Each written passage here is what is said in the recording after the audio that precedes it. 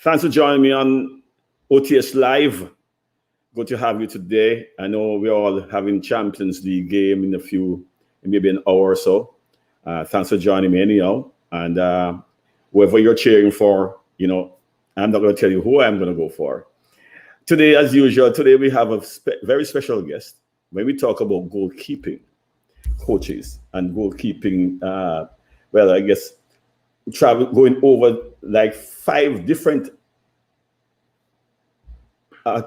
games, modes of the games, 5 different formats of the game, I should say.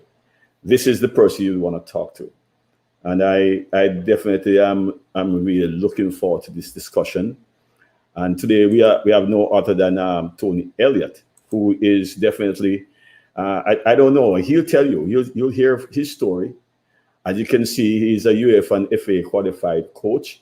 I know he's an author. We'll get into that book later on. He's with different, I should say, with different organizations that has to do with goalkeeping. I'm sure you'll enjoy today's conversation with Tony. And I can tell you the first time I heard Tony speak about goalkeeper, I said, "This Tony, I have to have you on my show because our coaches need to hear what you have to say and all the experience that you have in the different areas of the game." All right, so let's go right away. Hi, Tony. How are you today? Vin, how are you, my friend? Good afternoon to you, or good evening from the UK. So thank you for having me on the show. I'm really excited and looking forward to our conversation. I'm more than excited. I'm excited, Tony. Before we get into everything about, I know we have some specific things that we're going to talk about today, but could you give my viewers a background of Tony Elliott? Yeah, of course. I'll try and keep it short because obviously it's quite a deep background and a long background. I was an ex-professional goalkeeper, so I had nearly 14 years in the professional game across 6 different clubs. Played around 250 professional games, both league and cup, and obviously I thoroughly enjoyed that. That was my dream. I represented my country at schoolboy and youth level up to the age of 19, so that was a great honour for me. Unfortunately, my career was cut short at the age of 30 due to injury. It was a back injury, so the surgeons basically advised me to stop playing professionally and move away from playing the game. So that was a big hit for me. It was tough, but I knew that I wanted to sort of stay in the game, and basically from there I went into coaching. So for the last just over 20 years, I've been coaching. I like to consider myself a football coach that specialises in goalkeeping. So obviously I've had to take sort of a dual path. I've had to get qualified as an outfield coach, as well as then specialising in the goalkeeping qualification. So yeah, I'm a UEFA B outfield coach and a UEFA A licensed goalkeeping coach qualified. So coaching-wise, yeah, I've had some fantastic years coaching. I've worked at all different levels of the game, across 7 different formats now, would you believe? But obviously I've worked at grassroots. I've worked in professional club level as head of goalkeeping at various clubs. I've worked in the academy system at 2 of the biggest clubs in the world, both Liverpool and Manchester City. So I've had great experiences working with young goalkeepers and developing them. And I've also had fantastic experience at international level, working in numerous disability formats, blind football, deaf football, cerebral palsy football, where probably the greatest honour was bestowed upon me. I went with the Great Britain cerebral palsy squad to the 2016 Rio Paralympics, and what a fantastic event that was. So I've also got a huge background in futsal. So I was the head of goalkeeping for the England national squad for 10 years in futsal. And currently I'm heavily involved in the women's game. So I've been involved in women's football since about 2013, 2014. I'm currently head of goalkeeping at Birmingham City Women in the top level of football in the English WSL. So I'm loving that at the moment, and I dual that currently with the roles I have with the England Blind and the England Deaf squad. So really busy, really active, and I do other things, but those are sort of the main sort of roles that I play in terms of developing goalkeepers. Yeah, As I said, I know you come with a lot of experience in different formats, but we get into that as we go along. Right now, so we want to kick it off, Tony, with our, your holistic approach to goalkeeping development. There's an holistic approach that you have taken. We're going to talk about your book down later on, but can you go into your approach to goalkeeping development? Yeah, I think obviously now we look at the way the game has evolved, probably over the last 20, 30 years, but in particular the last, 10 or 15 years. The role of the goalkeeper has changed and evolved drastically, and becoming so much more important to the way teams set up and play. With that becomes the importance of the goalkeeper coach, of course. So, my view on it is that, we can't just look at sort of one aspect of the goalkeeper's game. Back in the day, we used to work goalkeepers probably with a very heavy technical and physical slant. But now for me, this holistic approach, and we're going to talk about the 5 elements of development shortly, we have to look at the 5 elements. So, we've got technical, tactical, we have physical, we have psychological, which is huge, and we have the social element, So when we're developing goalkeepers, whatever their age, they're all different. They all have different needs. They all have different characteristics, skills and traits.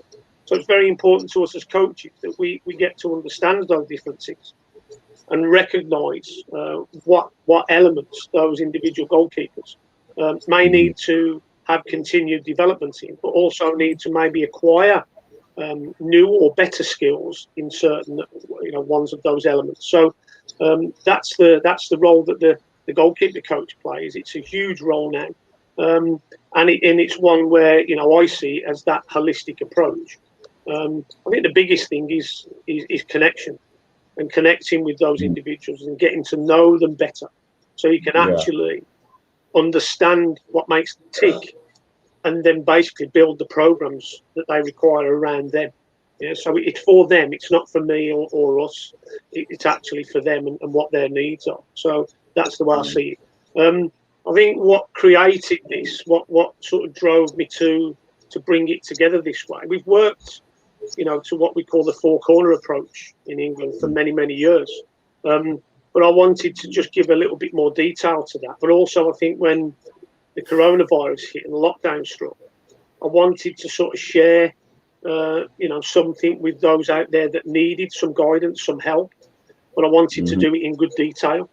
And that's what drove me to create the 5 elements of development. And obviously, it's been shared globally. And I'm really proud and humbled to say that, literally thousands of coaches and goalkeepers around the world are now using, working, from my 5 elements of development. It's quite humbling, actually. It's interesting. So I wanted to get into that. I know you had probably I saw a presentation you did. Would you want to share that in some way with us? Yeah, of course. So let me see if I can get that on. Just make sure. Can you see that, my friend? Not yet. I'm waiting for it to come up. Okay. It's on screen right now. Yeah, that's it. Brilliant. Okay, so I'm guessing you can see the slide that shows the characteristics of the goalkeeper in the modern game. Yeah. Yes. Awesome. Okay, so there on the left gives you an idea of those 5 elements.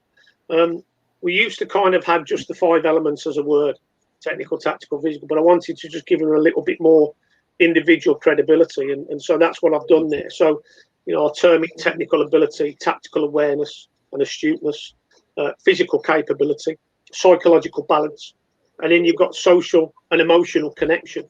And again, the sort of the paragraph on the right, the phrase, the terms I've used there, it's maximising that holistic development and performance of the goalkeeper in the modern game. It places this now unique challenge at the feet of the goalkeeper coach. So it's given us a tougher role, but it also means that we now must upskill not just in one or two areas, but across those 5 elements. We have to now gain as much knowledge and understanding of those individual elements, but also how they affect the goalkeeper. Ultimately, how they all come together to create that holistic and hybrid type of goalkeeper now that we're seeing globally across the game. And that's why, I brought it together this way. So I think I'll pop them all on the screen. There's a little bit more in terms of depth of why I created it and what it sort of brings to the goalkeeper, and obviously to the coach, and then the goalkeepers that they're working with. It's around that holistic development, and it also is around how we complement sort of the resources that we have. We can do it in a theoretical sense. So obviously, this is the kind of theory side of things where we present it in this way over PowerPoint presentations and so on.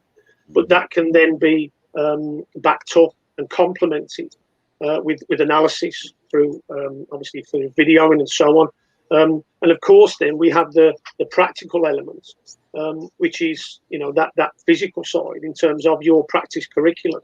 And of course, that's vitally important. So around each of these elements, there will be a way in which we can create practices that will encompass all of these 5 elements to actually bring all of those returns for the goalkeeper when they're practicing. I think the key thing for me there, if you look at that bottom paragraph, it's to encourage coaches to really break down their sessions intricately, but also to consider the impacts that their coaching has on the players and the goalkeepers that they work with, and looking at them as individuals and how they then complement the group. I'm really big, Vin, on not just working with the goalkeepers in isolation. I'm a big supporter of integrating the goalkeepers into practice as much as we possibly can, because that's where the real decision-making situations happen. Yes, we can develop those individual skills, when we're working in isolation with them, but we need them to be in pressure situations. We need them to have to deal with contextual interference. We need them to have to make big decisions in limited amounts of time. And that's why I think it's important that the integration of goalkeeper into practice now is huge in terms of the way we organise their daily and their weekly routines. Okay. A great quote here. Sorry, go ahead. Before you move on, yeah, I want to get into. I know that I see your 5 elements and and also the holistic approach. Yes, there was some concern, and I've heard this discussion sometimes because the modern goalkeeper roles have changed a bit.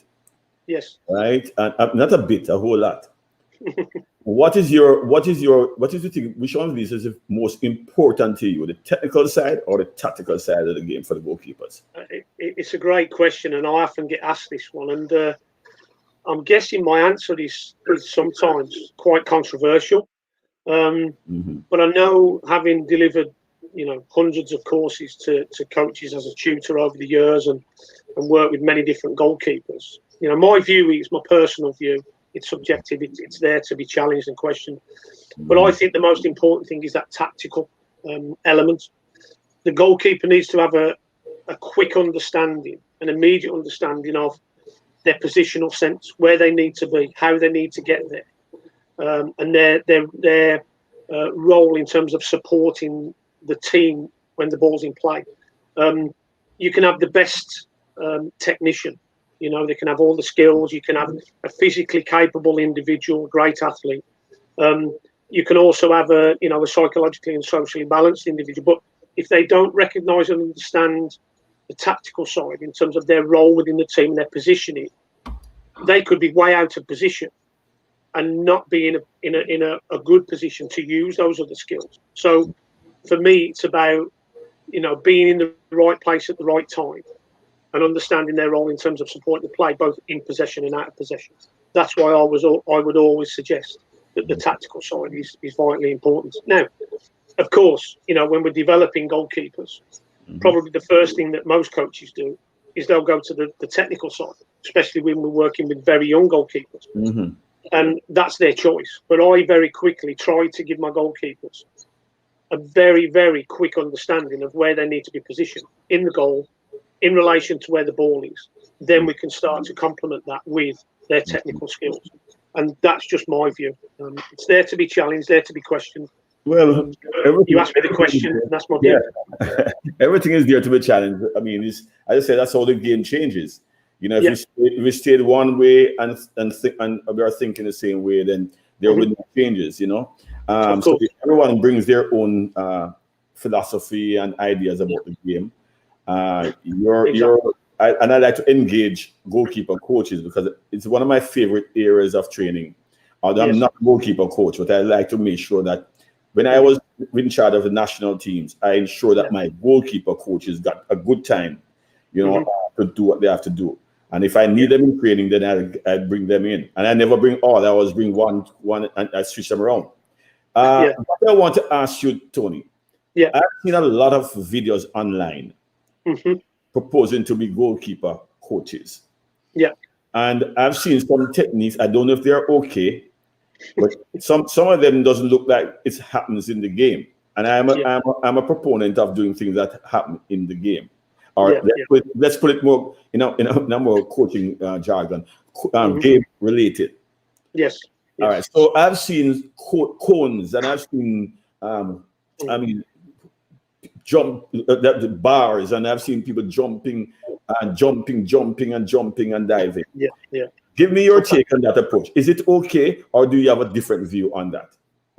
Look, the thing we have now is that we have social media, we have the internet, we have YouTube, we have so many different platforms and outlets that people can now offer their opinions, their way of working. Some of it is good, and you know I recognise and understand who the top people are when I want to learn, because I'm still learning. I wouldn't suggest I'm perfect at everything I do. No, I learn every day, and that's key. But there are those out there that purely and simply do it for likes and shares and clicks, and those are the ones that I'm very wary of. When did you ever see a goalkeeper jump over a hurdle in a game? Never. Right. So this kind of stuff has its place. So let's say, for instance, you are looking to physically develop the goalkeeper, or perhaps you're doing some work in pre-season and so on and so forth. And yes, equipment plays its part.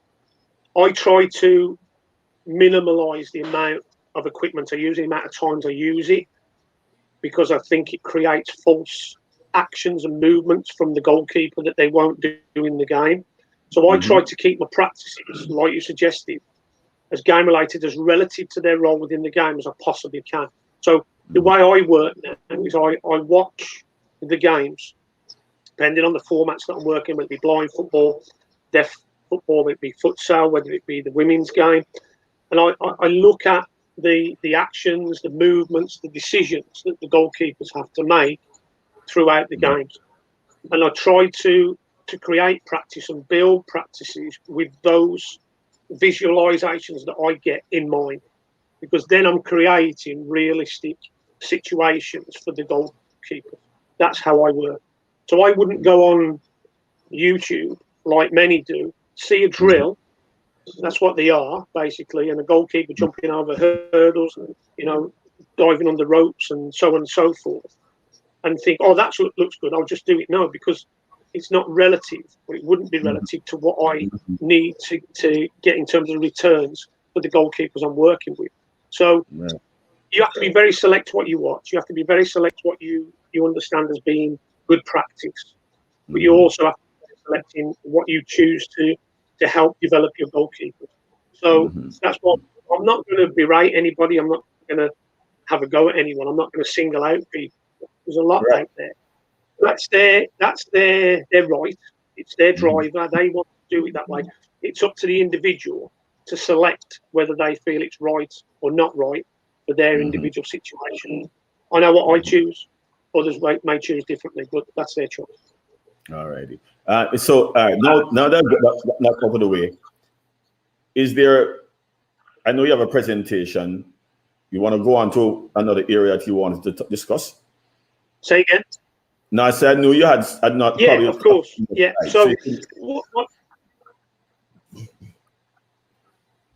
I want to do, Vin, is I want to just quickly give those that are tuning in today just a quick overview of what the 5 elements look like and how I've created them, and obviously how we work from them.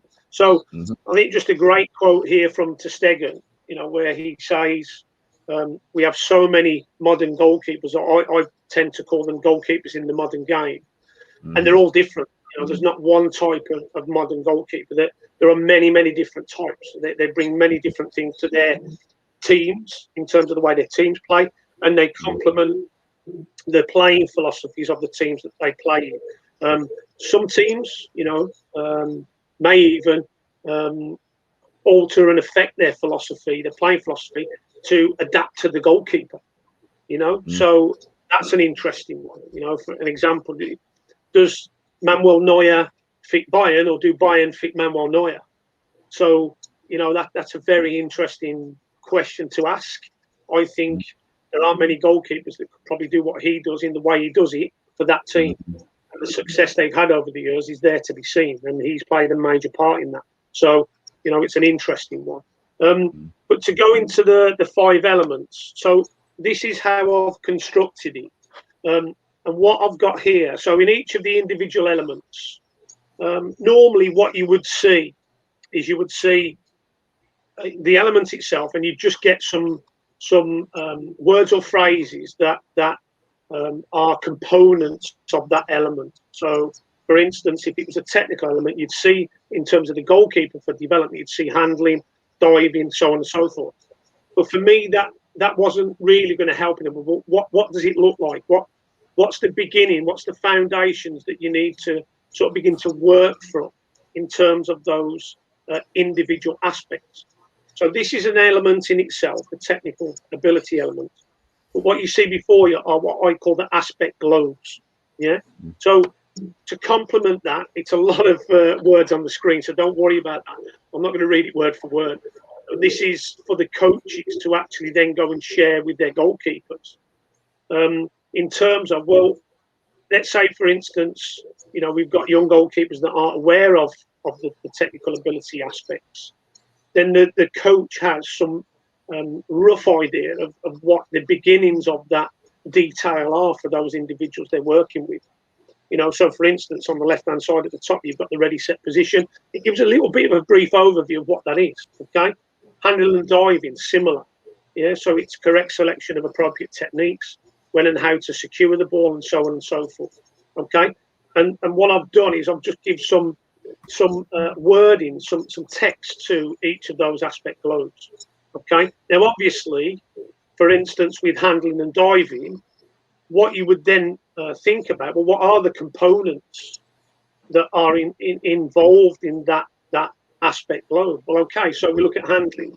Then you have all your handling techniques, the different ways in which the goalkeeper would secure the ball, scoop techniques, cup techniques, W, and so on and so forth. In diving, you would have various ways in which the goalkeeper will dive, from the ball being on the ground to being in the air to top hand saves. And you could even include in that, I'm guessing, some work with the feet, some foot saves. So in essence, the goalkeeper is diving, but in a slightly different way. So they're using the feet to make contact with the ball rather than the hands. So you could even incorporate save with the feet, which we see a lot more of now in the modern game. So that's what I tried to do with each of the elements. And again, I'll quickly skim through these because it's a lot of detail to go into. I know we've got a lot to talk about. But then we drop into each of the individual elements. We've got technical. Now we drop into tactical. So we look at the goalkeeper's role in the game, both in possession, out of possession. So when the team have the ball, when they don't have the ball. But also then when we have those transitional situations, either from attack to defence or defence to attack. Yeah. We have to think about things like game management, set play understanding and awareness, massive for the goalkeeper. And then we talk about team philosophies and game strategies. These are all things that we want to try and give some kind of detail to our goalkeepers, depending on their capabilities of absorbing that information. So again, similar to the technical element, in each aspect globe, there's now a little bit of a breakdown of some detail about what those individual aspects look like and what the components of it are.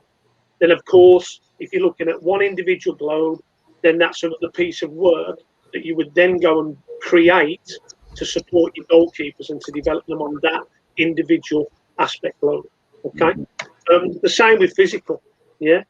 So it's a similar thing. Now, of course, Vin, these are just my thoughts on this. Other coaches may want to include other or different aspects.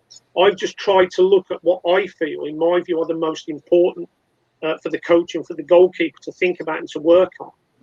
But, you know, when I've sent this globally, I've encouraged coaches to look at my model, but then to look at how they might utilize this in a way that fits their program, to maybe tweak and change some of these, because it may fit their programs better to adjust with different aspect globes. So they're more than welcome to do that. This is just one way of doing it with a certain number of aspects in there. And again, it's just a breakdown of detail. Vin, I'm more than happy as well if anybody, you know, of our you know, people that are in today, if they want to get a hold of this presentation, I'm more than happy to share with them. And I know you're going to share my social media details later. They can reach out. I'm more than happy to send this out. And I'll finish this up. I'll continue.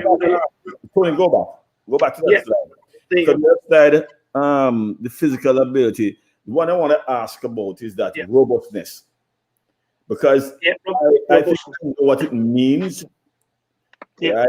But from a goalkeeper coach's point of view, because I think I have a goalkeeper that I always say, hey, this guy, you know, it fits in that category. So just explain robustness, what you mean by that for me. Well, it's an interesting one. And I'm actually glad that you kind of picked that out, because you see robustness here, okay? But then you also see in a psychological sense, and as I've put on the screen for you there at the bottom, can you see that? Yes. So for me, there's two different forms of robustness. There's physical robustness. So when you are aware in game situations that there's going to be impact, there's going to be contact from opposition, from teammates, maybe in 1v1 situations where, you know, smothering of the ball is still an art and it's still something that is used. Goalkeepers need to put their body on the line. So you need to be robust enough to roll with the punches, to take the hits, to deal with that physical presence of someone else around you when you're trying to deal with the ball, whether it be 1v1s, whether it be dealing with high and wide balls, whether it be, you know, literally just being capable of securing the ball under pressure from a physical presence around you. I think the other robustness, and if you don't mind, I'll pop it onto the psychological slide, because I would go into that anyway. It's basically the mindset now of the goalkeeper to complement that situation that we've just talked about. And, you know, we talked then about in the internal and external perception and awareness, and there's going to be variability in what the goalkeeper does in that environment, okay? Whether that be on or off the field of play. They need to be psychologically robust and tough. There's going to be difficult situations. There's going to be challenging situations. And you think about the physical robustness. Well, to go into that physical challenge, there's going to have to be a decision made to actually go and do that. You know, goalkeepers will often go, I'm going to put my body on the line here. I know I'm probably going to get hit. I know I could probably get injured, but you know what? It's my job and I'm going to go and do it. And that's what that psychological robustness is. So I think the two complement each other. I don't think you can have one without the other, if that makes sense. So that would be my descriptive of robustness, both in a physical sense and a psychological sense. But I think the two very much go hand in hand. Yes, I agree. I agree. It has to be a psychological thing. To be brave, it has to be psychological. And I tell you, I used to have a goalkeeper in Jamaica. Anyone gets in the 6-yard box, better beware. Better be aware, because he's not easing up. He's coming for you, and that's what he's doing. You know. So it's also a willingness to protect what's yours. You know, we're different animals. Goalkeeping, you know, people often say goalkeepers are crazy. I wouldn't suggest we're crazy. I just think we have an edge. We have something different in our makeup, in our biological and our biomechanical, awareness. We just know that at times we're going to have to go where others won't, where others fear. You know, and we're the type of people. If you're in the trenches, you want us in front of you, not behind you. You know, that's where we'll be. We'll be at the front. We'll be the one jumping over the top of it. No, so that's the goalkeeper. That's the mindset and that physical, willingness to go and do what you need to do to protect what's yours. That's the role of the goalkeeper in my view. And in that robustness, Tony, even coming at the feet of a player, they still have taken the technique into consideration, right? Of course. So when you look at that, we're already talking.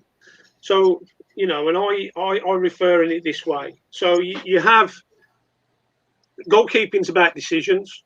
So, you know, sometimes more times than not, you get them right. On the odd occasion, you get them wrong. Younger goalkeepers will get probably a lot more wrong than they get right. That's part of development, part of learning. But all five of, for instance, you know, let's say the goalkeeper's dealing with a ball over the top. Yeah. So they'll be in position. So they'll have that position that they need to be in. So there's your tactical situation. So that they're in a role of support. So that they've got a relative position to where the ball is. So they're defending that space behind the back line. So there's your tactical side. Then there's got to be a decision once the ball's playing. That's psychological. Yeah. So the psychological situation is the decision making. So the processing of the pictures, whatever they're seeing, the type of pass, defenders, what they are doing in that moment. What is the nearest attackers? How are they approaching the ball? So the goalkeeper must make a decision. Now, of course, then there must be a physical happening. They've got to get themselves ready. So, for instance, look at the top left in terms of speed. So if there's a through ball over the top, now the goalkeeper have made a decision. They're going to come and deal with it outside the box, maybe. Now there's going to be that three-pronged speed situation where they have starting speed. They're out the blocks. Yeah. So they're a sprinter. Boom, they're gone. Yeah. So there comes a stance, a readiness. Yeah. Now they're off. Then they're building up that speed to get to the ball. So they're accelerating, stride length, and so on. Then they've got to slow down. So at some point, they need to slow down to be able to compose, to then create the action. So whether that be a first-time clearance, whether that be a header, whether that be a control and a volley. So there's your technical side. But also, once they've made that decision and they start to go, you're going to have the social element because there's going to have to be some kind of communication. So more times than not, the goalkeeper's coming, they're going to shout keepers, or their name or whatever it is. So they're going to give some information. So in that one moment, probably by the time the ball leaves the player's foot to when it goes in behind that back line and the goalkeeper's gone through all of that process, it could be literally a case of a few seconds. But all five elements, and if I push on to the social side now, because of the communication, there's one part of that. All five elements have been used in that 1, 5, 6, 7 second moment. But how deep do we actually think about that when we're creating our practices to replicate what the goalkeepers go through in game situations? And that's what I want coaches to think about when they're developing their goalkeepers. You look at that process they've gone through and how quick they have to go into that process to actually have a successful outcome. Wow. You know, we're talking all of that done in a matter of seconds. The human brain's wonderful, isn't it? But sometimes they might not get it exactly right. If one of those elements and an aspect of one of those elements goes slightly wrong or is out of sync, that's what then creates that errorless moment for the goalkeeper. So that's what I've tried to do with this, is to get coaches to look at situations in the game. How can we then build and construct practice that relates to that, but also think about the effect that the 5 elements have on the individuals that they're working with. Some may be stronger at certain elements than others. So if they're let's say, for instance, they're strong on the tactical side and the psychological side, but not so good on the physical, so they might not be the quickest over the ground. And then technically, when they get to the ball, they might not make the right decision in terms of what technique to use. Well, then we need to strengthen those areas. But unless we practice these situations, how do we know? Yeah. So, in essence, that's the 5 elements that I wanted to sort of quickly go through. That's a massive piece of work. And normally when I'm doing webinars, I've had webinars through lockdown that lasted 4 or 5 hours going through that, may I tell you. And that's a huge piece of work. So I give you a whirlwind tour, a brief tour of what it looks like. But the complementary work to that is a huge piece of work.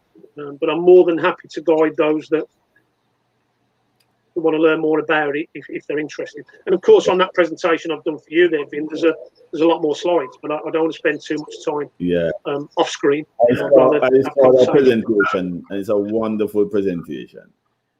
So I'm encouraging my viewers. Tony, you heard Tony. He's willing to share the presentation with you. Further down into the program, I will put up Tony's email and social media names and address. So you stick around. You'll have that. I have a comment from one of my viewers saying, this is, I think you probably can read it. Says he totally agrees with your philosophy, as he has done the same approach when training goalkeepers. My training sessions are based on the keeper's needs. Everton, brilliant, my friend, brilliant. So, again, my friend, we're like-minded people, same kind of thinking. If you want to reach out and you want more learning, more depth around what I've spoke about, feel free to contact me after today. I will tell you that he's actually in the UK. I know him personally. Everton Edwards is actually based in the UK. Everton, as a matter of fact, Everton came with me to Los Angeles. I think it was Los Angeles, where I was coaching the Jamaica female team, women's team, senior team, and Everton actually came with me as a replacement goalkeeper coach.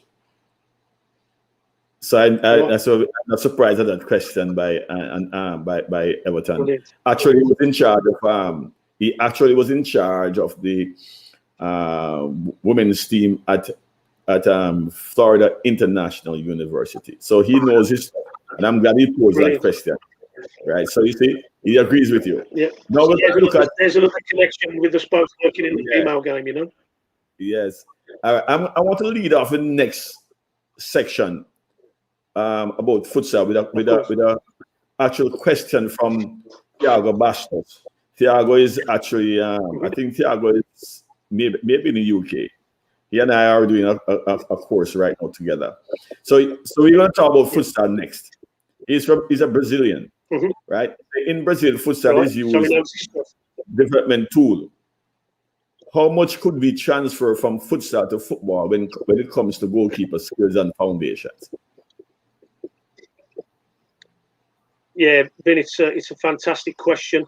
It's one I'm often asked. I think the beauty for me is that I've got great exposure to both football and futsal. Some goalkeeper coaches in football buy into it. Some don't, but it's their choice. I understand and recognise the transferables. That's what we're talking about here.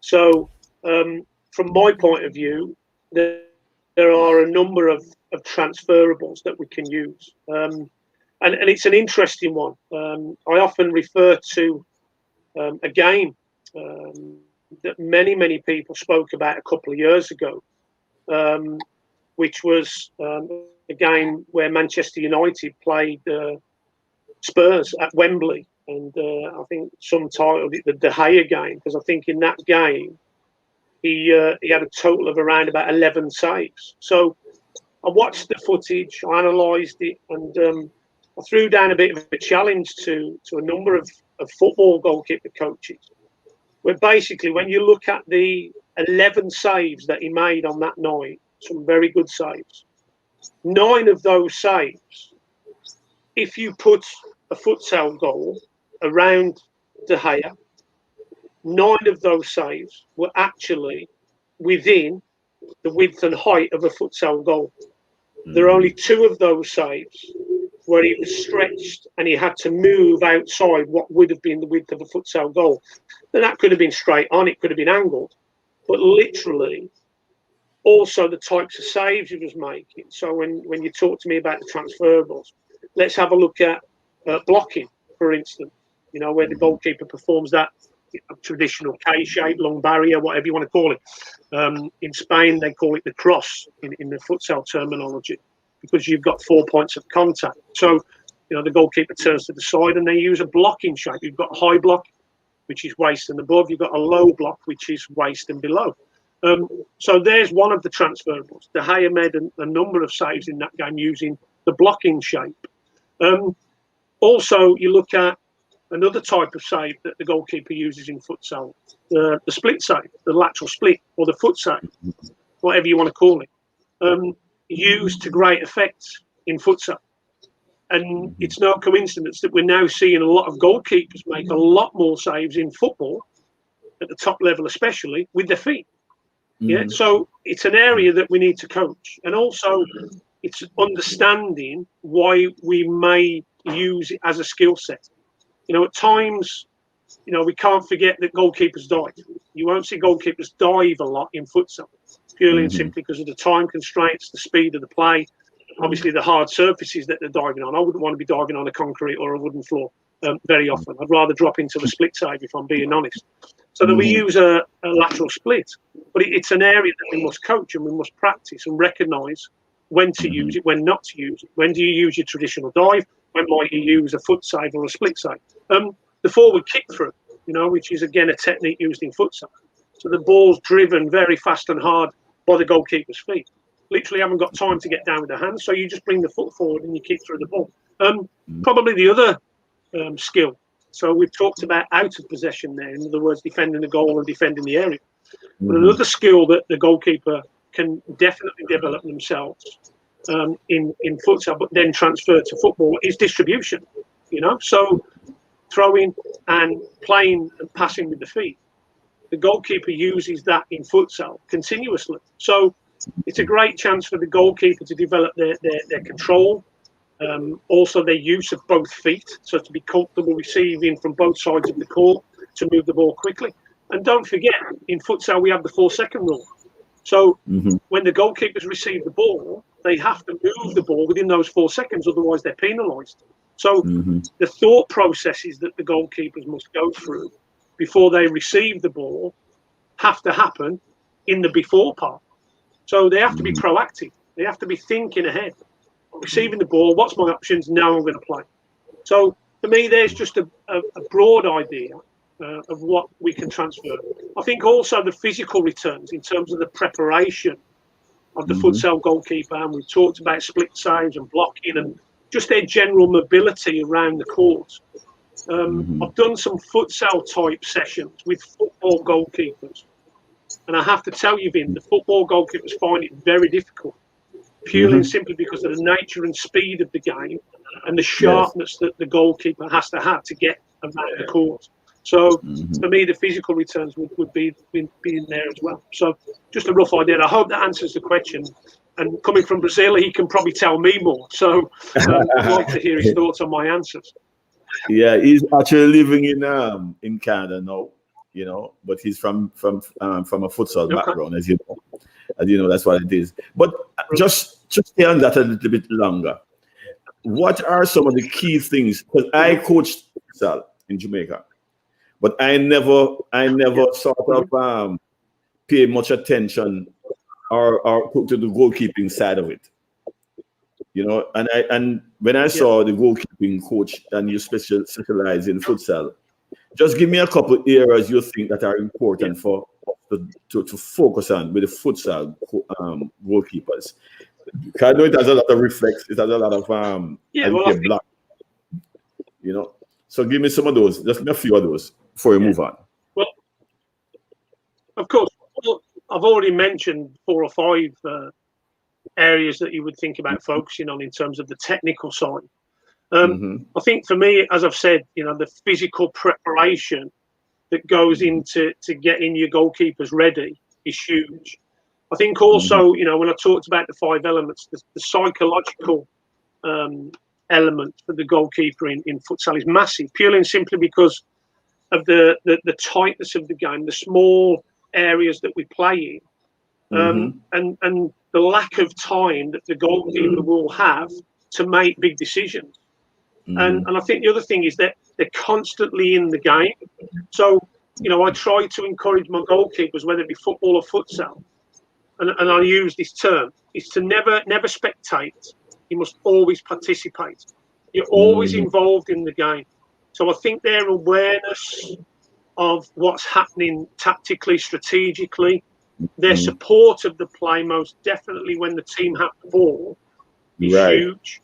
But also I think situations where you've got underloads or overloads, and that happens frequently in futsal, as you know, because of the lack of the offside rule, of course. The goalkeeper will often find themselves faced with 2 attackers against them, with 1 defender and a goalkeeper.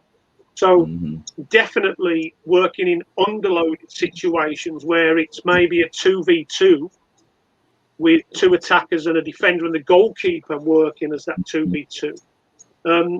It's to get to understand what the role of the defender is and what the role of the goalkeeper is in that situation. So underloads and overloads are a really big part of the game, but giving the goalkeeper an understanding of what their role is within that and how they communicate that quickly to the defender or defenders is massively important. But again, you've got to put them into game-related situations to be able to understand how to make those decisions. And that would be another way in which you develop them. So again, across the whole 5 elements, I could sit here all night and talk to you about every one and give you ideas around how each one might look for that particular element, what do we need to develop. But it's a huge piece of work. But in the technical, tactical side, physical, I've given you 7 ideas there that I would focus on as a goalkeeper coach when I was developing goalkeepers in futsal. Yeah. And you actually work with FA, English FA, with that on that, or just clubs? Yeah. So I was the England goalkeeper coach with the national squad from 2007 until 2017. So I had 10 years. So we went to various European and World Championship qualification tournaments. Traveled the world. It was a fantastic opportunity, and it came really just by chance. I was working as part of the academy goalkeeping staff at Liverpool on a part-time basis, Liverpool FC. And the head of goalkeeping there was a very close friend of the England futsal national squad, Graham Dell. And Graham was looking for a new goalkeeper coach. So we reached out to Billy, his close friend, and said, look, I need a coach. Can you recommend anybody? So Billy said, well, we've got Tony here. He's doing his work here. He's working well for us. It might be worth having a look. So I got invited down to the National Sports Centre to do a camp with them, a day's training. I'd never seen the sport, knew nothing about it. But what I did, I sort of knew 2 or 3 weeks before. So what I did do was I just did due diligence around it, and I went online. I looked at what I could find in terms of the game and the role of the goalkeeper. But as soon as I went on court and I saw the game and I saw the lads playing and what the goalkeeper, the expectation, that was it. I fell in love with the game and I took the role immediately. And as I say, the rest is history. I had 10 fantastic years with the group and I enjoyed my time in the game. But all wonderful experiences. I became, at the time, the then Barcelona FC futsal and Spanish goalkeeper Paco Sedano. And Paco and I are very close friends to this day. In my eyes, he's one of the best that's ever played in terms of the role of the goalkeeper. He's now retired, of course. He's working for the Spanish Federation. But I actually brought Paco over to England a couple of years ago to do a couple of days sort of conference. And what a fantastic event that was. And but again, through my experiences, managed to build those connections. And fantastic to have him on our shores, and what a great time that was. So, but futsal's brought many great things to me. I have a very close affinity with the game, very close to my heart, and it always will be. And I'll always complement my football goalkeeping sessions with things that I've taken from futsal. So you think you may have answered it. By the way, let me welcome my viewers. All you just coming in. I'm talking to Tony Elliott. Well, if you don't know his name, you'll know his name at the end of this presentation. Tony is world renowned, and he corrected me. I said 5 over 5 disciplines is really 7. We didn't get to the 7 at the end, where we find out exactly 7. I know it has to do with women's football, futsal, blind and deaf, palsy, cerebral palsy, and I think it's something that I want to delve into a bit, Tony. So welcome to OTS Live for today's session. I hope you'll enjoy. If you're just coming on, I hope you'll enjoy the rest of the program. If you can't, you can always go back to YouTube and look at OTS Live with Vin Blaine, and you'll find it on there. So you can just absorb all of it as much as you can. Also, before you came on, if you're just coming on, Tony had said, get in touch with him. He's been to share the presentation. What he showed you just now, coaches, is that just a touch of what their presentation is about. I saw the presentation myself, and it's fantastic. It's fantastic presentation by Tony. And remember, Tony always says it's his views, He's not opposing anyone's views. This is how he sees it, how he presents it. And from my perspective, I've always said you should look at different views, different ideas from different coaches, and then you come out with what you think is best for you and your environment. So we move on now. Tony, I know we just spoke about futsal. Thiago says excellent presentation. Excellent answer when you answered it. But were you ever Thank you. Involved in any way with beach soccer, goalkeeping? No, it's interesting. Obviously, I'm fully aware of it. I was asked to get involved with the England team a couple of years ago. Obviously, because I'd worked in sort of the smaller formats of the game, which obviously beach soccer is. It's obviously playing on sand and so on. But at the time, I couldn't commit to it, and I was kind of gutted because that would have made it 8 formats. So that would have been another one that I could have thrown in there. So I'm guessing somewhere along the line, I am going to want to get involved in beach soccer, and I'm sure, like the other formats, once I've had a look at the implications on the goalkeeper and what their role is within the game, I'm sure that with the way I've adapted to all the other formats I have over the years, that I could throw myself into beach soccer and actually, hopefully, complement the goalkeepers, whoever it may be that I've worked with. So I had the opportunity. I was asked, but I couldn't commit, and I hope I don't live to regret that. You never know. Somewhere down the line, I might get another opportunity. But a fantastic sport. I love it. I love to watch it whenever it's on TV. I do try and grab some minutes, and I find it very exciting, very interesting. Very, very keen to know more about the role of the goalkeeper in that sport. Yeah, I was actually involved with beach soccer along with my coach Andrew Price from Jamaica. We worked together.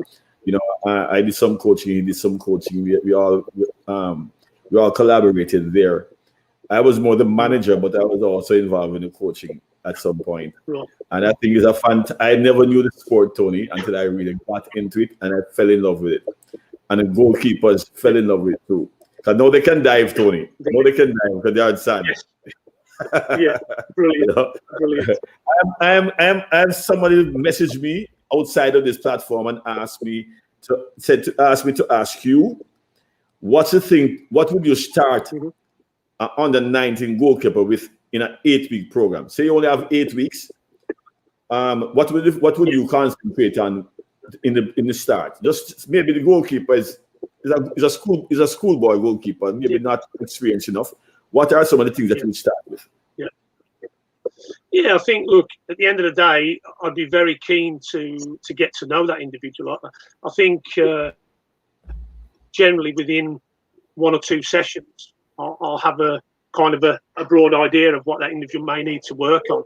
I think the other thing is sometimes it can be difficult because you may only see them in a training context. You might not actually see them in a game. Now, if you can, in a practice situation, actually see them in sort of game-related situation, and that may help you begin to understand better what their needs are. I think, look, at the end of the day, once you start working with an individual, like I've said to you, for me, the first thing I'd look at is, okay, what's their understanding in terms of their role, in terms of support tactically? How do they position themselves? You know, do they support the play well? Can they communicate? Then I'd look at their sort of technical attributes and characteristics. What are they good at? What do they need to develop? You know, what are they like out of possession? Can they defend the goal? You know, do they defend the area? Can they defend the space, you know, behind the back line? What are they like in possession? So how do they distribute the ball? It's massively important now. Yeah. So, you know, can they link the play well? What's their passing range like? You know, what's their short, medium and long game like in terms of their distribution? So I think what I'd probably do to begin with is probably do more generic sessions where you've got working in terms of the technical side, both in sort of handling, diving, shot stopping, dealing with high wide balls and so on, but also with an element of distribution. So what I'd probably end up doing is what I would suggest more multifunctional practices, where you're not just working on a simple technique, maybe a little bit more complex, but multifunctional, but with a transitional outcome. So, you know, there may be an action, let's say, for instance, where I'm working on dealing with wide balls, the goalkeeper catches it right now. Okay, now I want you to think about distributing the ball to certain angles, positions, distances. So we've got that transition. Then I'd want to quickly get them into a game-related situation, either with a number of goalkeepers or with players. Yeah, because then I can get to see what their decision-making process is like and how they actually break down the information that's happening in front of them and around them. So probably more generic to begin with for a couple of sessions, and then start to really strip it back and go, right, what do they need? What skills do they have, and what do they need to acquire? You know, so then I'll kind of continue to maintain the good skills they have, but then look at what skills they need to acquire and really start to develop those in them. So that would be my view on it if you were working in a very short program. Yeah. Yeah. All right. I don't know if this is a good question, but because the changes and we talk about modern goalkeeper, part of the emphasis on modern goalkeepers is how well they can play as the sweeper. You know, or they ball at their feet and transfer and the changing switching play. They are critical now. You know, but I know some coaches still not allowing them in training, you know, to be a part of that. How critical do you think this is, and how you think the coaches now should really take this into consideration, Tony? Yeah. Great question. Yeah, listen, there's no such thing as a silly question, let me tell you. So that's one thing I always say to people I work with on my mentor program that I've got at the minute. That's one of the first things I say. So if you've got any kind of question, there's never a stupid question, ask away. So yeah, I get it. I think for me, and again, this is my view, subjective, I'm not precious and possessive of the amount of time on a daily, weekly basis that I have to have the goalkeepers. They're not mine. They belong to the team. So my view is that the more they can be integrated with the group, the more they will get a broader understanding of their role within the team, the tactical setups of the team, both in possession and out of possession. They'll be able to make more game-related decisions, and socially they'll be able to connect with the group much more. So if we want to talk about the goalkeeper communicating well and being able to organise and so on, how are they going to do that if in every training session you're taking them off for an hour and a half? They're not going to be able to link with the team. Connection is everything. So my view is this is the importance of the goalkeeper coach linking hand in hand with the other coaching staff. How open is that relationship? How understanding are both of each other's needs? That's how I like to work. So, if the coach says to me, right, Tone, you've got 20 minutes with the goalkeepers that I need them for the rest of the session, fine. Okay, Tone, you've got them for an hour and 20 minutes today. I'll only need them for the end part. Great. Now, what I am keen to know and find out is what are they going to be going into when they're actually working with the group? Because then what I can do is base my sessions, my practices around what they're going to face when they're going with the group. Now, more times than not, that's going to link to preparation for the next game and the opposition we're going to face. So I kind of have a broad idea, but I want to know if it's going to be, are we focusing on in possession? So has the team got the ball? Are we focusing on out of possession? We haven't got the ball. So then I can link my practices exactly to what they're going to go into when they join the group. And that, for me, is the best way it works. I'm not precious in possession over the time. And if I get them for short periods, I'll make it up in some other way. So I think we have to move forward. We can't, as I said, they're not us, as in the goalkeeper coaches. No, they're a part of the group. They're part of the team. We are there simply to support their development. And that's all we are. We play a small part in their role within the team. And we've got to quickly understand that. Yeah, and the crucial thing you said just now, Tony, I don't think, if I'm honest, and if some coaches are being honest right now, is that you said, what are the roles and responsibilities of my keeper out of possession, in possession? I don't think a lot of coaches think of it that way. Their thought process is, okay, the ball is in front of my goalkeeper. Okay, is he going to make a good save or not? I'm in possession. What are your roles? Do I drop off?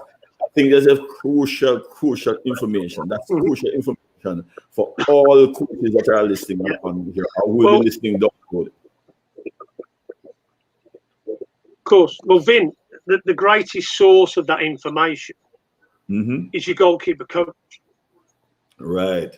So I've already explained to you, my pathway is a dual pathway. I've had to educate and get my qualifications on the outfield side of the game before I could specialise in the goalkeeping side. So although I was a professional goalkeeper, I couldn't just go and do the goalkeeping qualifications.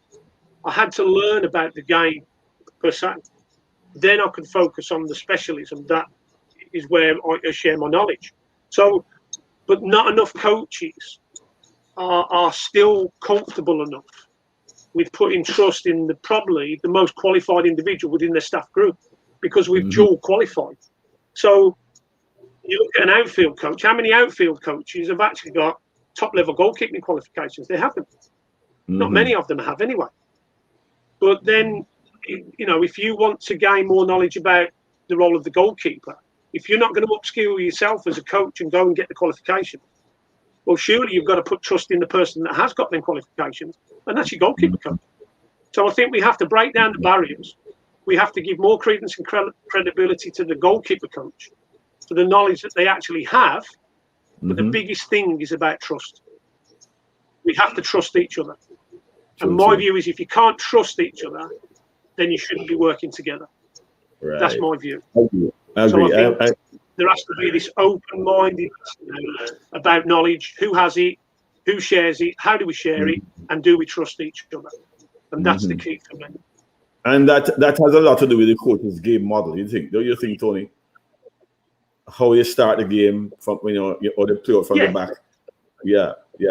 All right. So before I move on, to another area of your specialty, I have always asked every goalkeeper coach that I ever talked to, because I myself say it a lot. There's a difference between a goalkeeper coach and goalkeeper trainers. We have a lot of goalkeeper trainers who call themselves goalkeeper coaches. I don't know if you agree with me there, because what I see with goalkeeper trainers, that they're kicking the ball to the keeper is diving and diving, but they are not correcting any sort of tactical, technical areas. Do you agree with that? With my viewpoint on that? Okay, so I've got a question for you. Yes. How would you term me? How would you what? I didn't get the full question. How would you describe me? Am I a goalkeeper trainer or am I a goalkeeper coach? You're both, but you're a goalkeeper coach to begin with. Yeah. Right, because if you look at there are some areas that you can see definitely from the moment you have physical in there, right? From the moment you have physical there, it's a component of your holistic approach. But other goalkeepers, they don't have this social, they don't have the technical, they don't, so they just kick the ball to the goalkeeper. You never see them changing. I say, okay, this is your starting position. This is how you receive the ball, whatever. And they call themselves goalkeeper coaches. And I've always me personally, I've always had that position when I see them calling themselves goalkeeper coaches. But I see nothing about coaching. I see more about training. Yes. So this is where I go back to that pressure and possessiveness with the goalkeepers. Now, my view is, let's say, for instance, I have a situation where I have 20 minutes with the goalkeepers, right? Then the goalkeeper's going with the group. So my work doesn't just stop after that 20 minutes. My work continues for the whole session. So we'll do our work in isolation. Now, that won't just be goalkeeper trainer. That may be still goalkeeper trainer stroke coach, where we might be working on a multitude of different things that the goalkeeper needs referencing. But then when the goalkeeper goes in with the group, that's where the goalkeeper coach comes in. Because now, during that involvement with the group, my role then should be to actually support the goalkeeper, and not just the goalkeeper, but maybe to be able to support the defensive unit, in terms of the way that they deal with certain situations in that whole group session. That's the difference between goalkeeper trainer, goalkeeper coach. But also it's the amount of diligence you pay to things like analysis, how you share that and feed that back to your goalkeepers. What's your awareness and understanding of opposition? Do you recognise the role of the goalkeeper in the games that are coming up? That's coaching. So it's not necessarily just the stuff you do on the grass. It's how you prepare the goalkeepers for what next. So that's coaching. If you're just going to turn up, for an hour and just volley balls at the goalkeepers and strike a few balls and then you go, that's a goalkeeper trainer. My job at Birmingham is on 5 days a week. So I'm in there when everybody's there. So on the pitch, off the pitch, analysis, so on and so forth. And that's how I see my role. So my view is I'm a goalkeeper coach. I'm not a goalkeeper trainer. Right. All right. So let's now go into 2 years before we complete this show. I know, and I had a good laugh about this, and I spoke to you about it also. You're the English FA National Men's Blind and Deaf for the English FA, right? National Men's Blind and Deaf squads, right? Yes. More than one you're in charge of. I asked you one simple question about goalkeeping, and I remember interviewing someone about this. I spoke to on a podcast with somebody who coached a team, but I didn't get into the goal. Yeah, I think I asked about the goalkeeper, but you had a good laugh with me because I'm saying to you, Tony. So now the ball has a bell in there that rings, that's rolling when the ball is rolling. This is how they do it. Answer now, Tony. Yeah. So let me just make it clear, Vin. Okay, in blind football, there's no bell in the ball. Okay, so we don't have a belly in the ball. So what we do have, okay, so imagine, best way to describe it, a blind football ball is similar to the size of a futsal ball. Okay, now built into the panels of the football, into the leather, there are metal discs. Yeah. Oh. Now, within those metal discs, there are silicon beads. So the best way for me to describe it, can you imagine a baby's rattle? Yeah. So if you shake a baby's rattle, you get yeah. Right. So basically, that's the sound that the ball makes when it bounces, when it rolls, and that's the sound that the players obviously hone in on when they hear it. So there's no bell in the ball. There are metal panels with silicon beads built in. So that's cleared that for you, my friend. Okay. Yes. And so now speak to the goalkeeper. Yep. So basically, in terms of the goalkeeper, so again, we play on a smaller pitch than a futsal pitch. We have down the sides, we have the boarding. So obviously that allows the ball to stay in play, but also it allows sound to resonate off it. And of course, it keeps the players on the field. So, without the boards there, the players would obviously run off to the side because, they can't see where the field starts and finishes. So they'll have awareness of where the ends are and awareness of where sides are, because they'll be given signals and triggers and they'll be communicated with. So, but it just helps the game flow. In terms of the goalkeeper, the size of the goal is similar to a futsal or a hockey goal. And of course, the goalkeepers in blind football are fully sighted. So we have 5 players. One is a goalkeeper, fully sighted. And then you have 4 outfield players. Obviously, they have no vision, so the class is B1. Now, there is a restriction on the goalkeeper. So what we have is like a futsal 6-meter area, marked out. But in front of the goal, there is a 2x5 sort of rectangle that the goalkeeper is not allowed to leave during any part of the game, other than when the ball is dead, of course. So, for instance, a corner, and they want to organise some players, they want to physically move them, then they can leave that area. But during the gameplay, if they move out of that area or contact the ball outside of that small, very tight area, they're penalised with a penalty. So, in terms of distribution, they can distribute well with the feet and hands. But from a restart, the ball must be delivered with a throw, and they're not allowed to throw it in terms of it bouncing over the halfway line. So if they throw the ball must bounce before the halfway line. Then it can be in general play.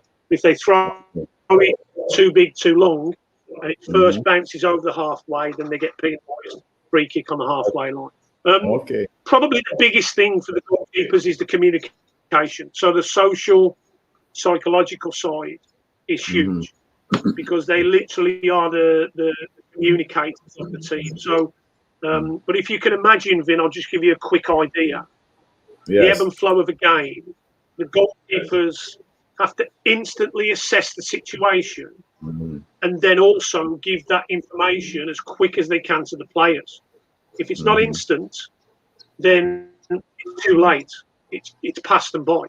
So now what you've also got to understand is when the player has got his back to the goalkeeper, then left, right, forward, backwards is the same as what the goalkeeper sees. But if the player is facing the goalkeeper, now everything's in reverse. So the goalkeeper's got to be able to think quickly and recognise which direction the player needs to move and then give that information. Now, just to give you another idea of how the information is shared to the players quickly. So in the defending third, goalkeeper gives information. In the middle third, the head coach gives information. And in the attacking third, so for the attacking players, we have a guy behind the goal. who basically directs and guides the players to the opponent's goal in an attempt to score. Wonderful sport. I've been blessed to be involved with it since 2013. Been to many European and World Championships. Bronze medaled in a couple of European, 2 Paralympics with the squad. That's something I'm gutted about. But it's been a pleasure to be around them, lads, and I'm still heavily involved, of course.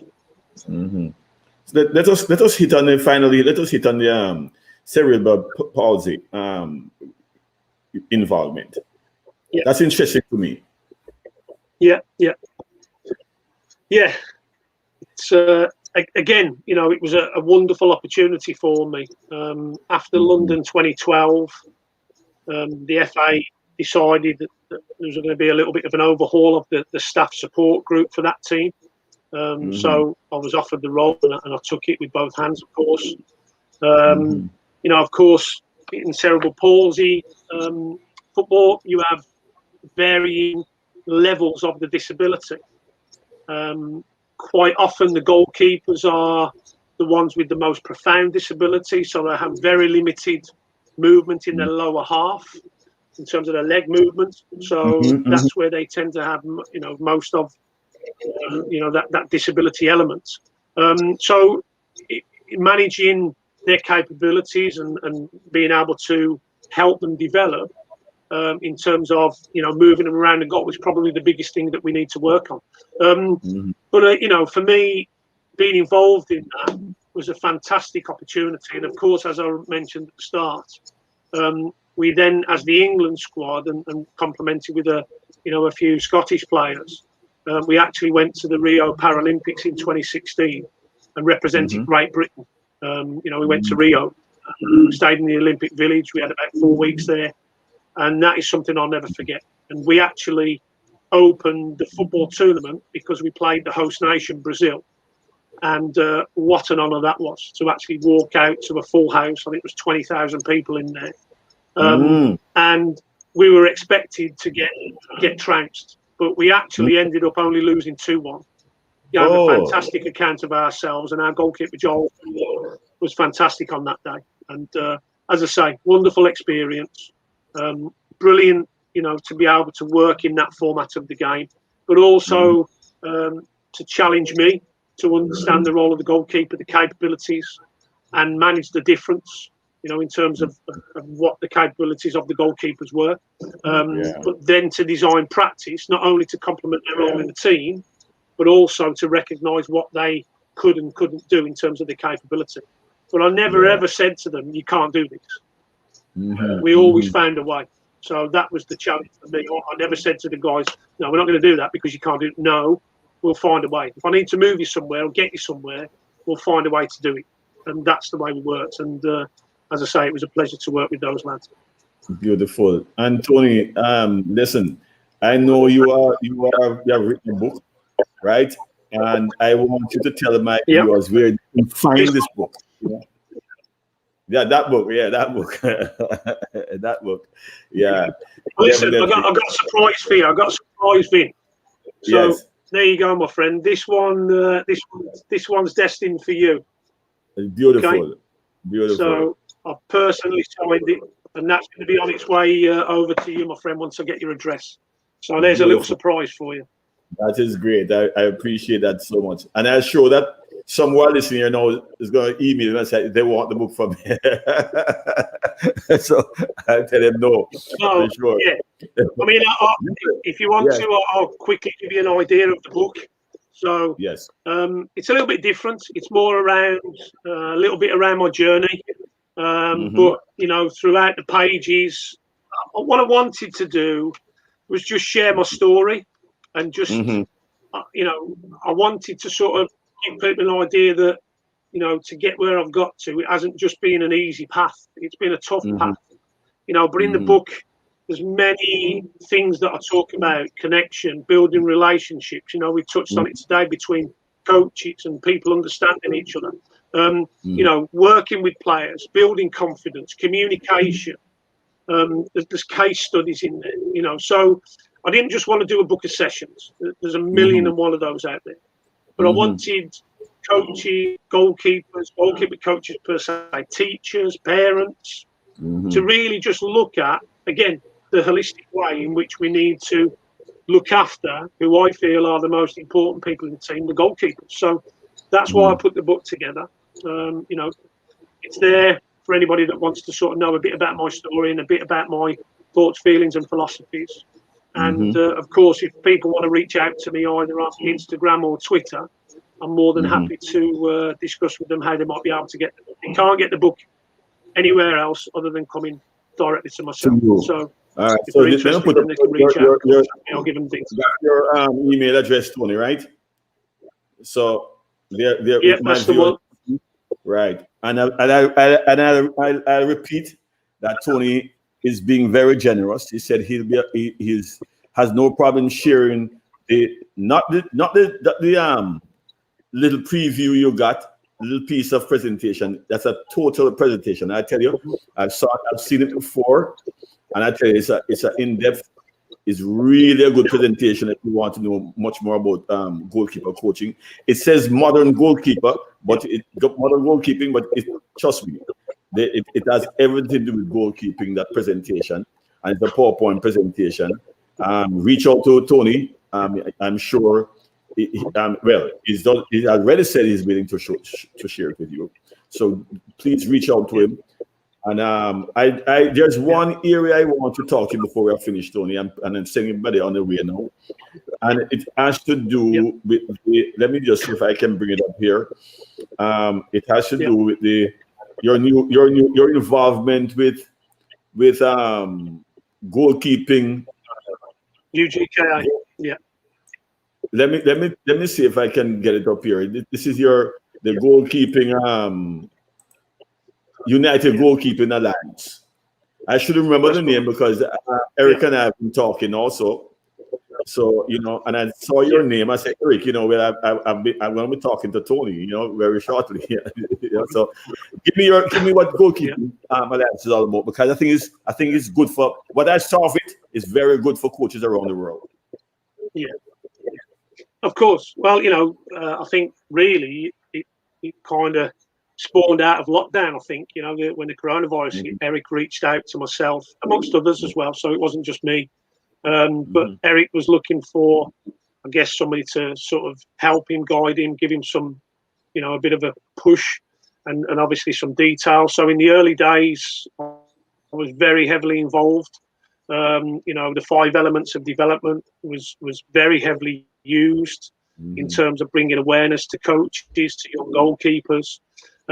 So I gave that freely to Eric and the other guys, and again I'm humbled and proud to say that was the sort of the foundations, the platform that they needed to go on to where they are now. I'm still involved, but I'm not as heavily involved. Obviously my time is taken up with many other things, and I'm not able to give it the time I can at the moment. So I'm sure at some point I will be going back in and doing more presentations and so on. But as I say, the 5 elements of development has been at the core of the United Goalkeeping Alliance since it started. They still use it and refer to it now.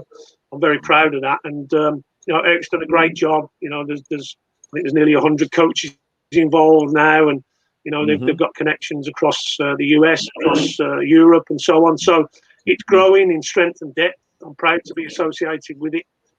It's a great opportunity to learn about many different facets of the game from a multitude of different opinions with the coaches that are involved. So, if you want to learn more about goalkeeping, there's no better place than the UGKA. That's what we abbreviate it to. And I'm proud to say I'm one of the sort of founders of that. And along with Eric, he's doing a great job. And I'm looking forward to what the future brings for that platform. So very excited.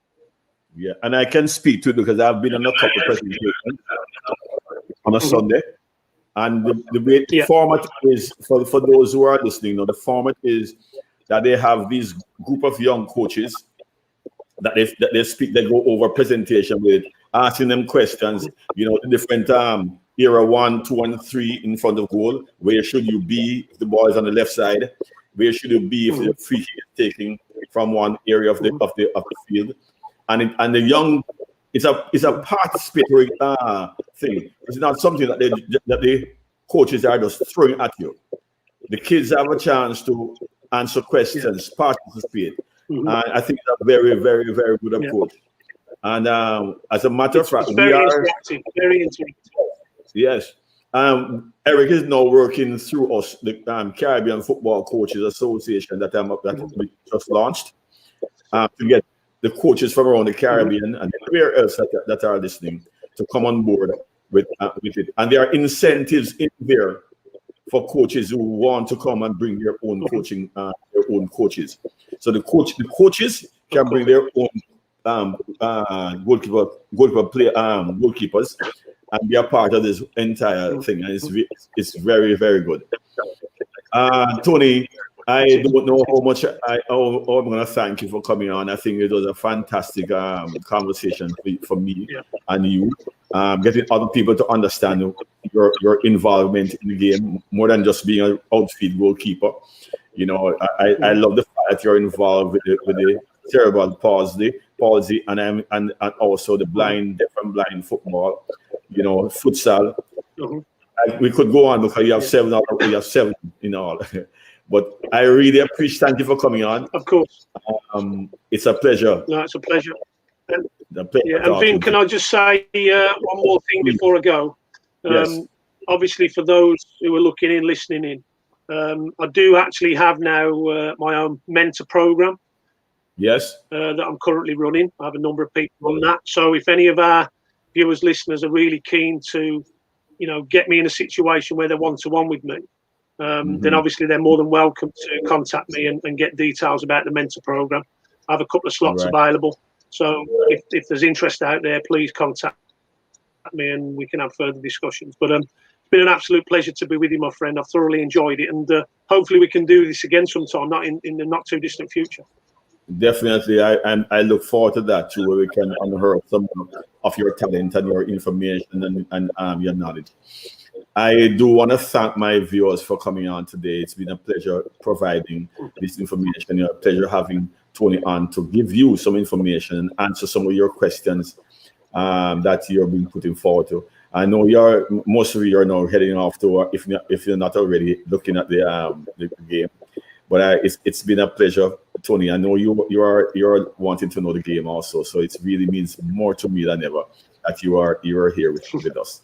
All right, so thanks again, Tony. It's my pleasure. You're welcome, and hope to see you all again soon. All righty. All right, that's thanks, guys.